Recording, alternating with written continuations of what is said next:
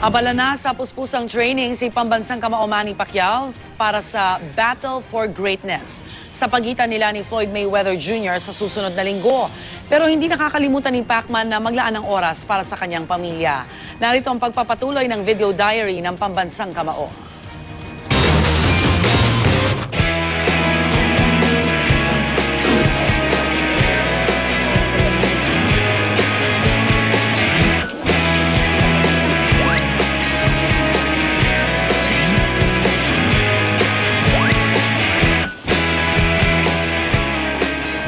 Message dulu sa kanya, be careful lang siya.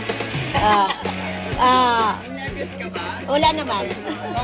No problem silang dalawa. Pinagdasal ko nga walang accident sa Luna, sa taas. Laro lang walang rumi. Para masaya ang mga tao na nood.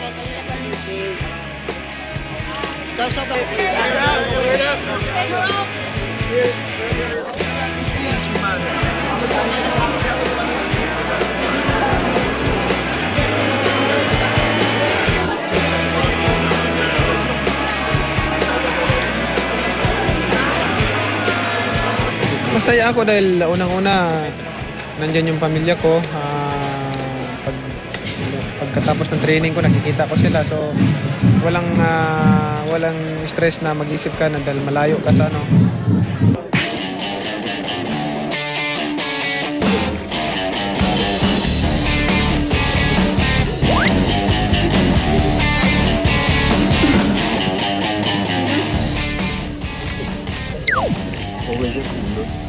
Mare-release siguro nila 1 week and a half o less than 2 weeks bago nila ma-release. Ginandahan nila yung design ng ticket saka para hindi siguro kasi marami kasing gumagawa ng ticket ng mga fake na ticket.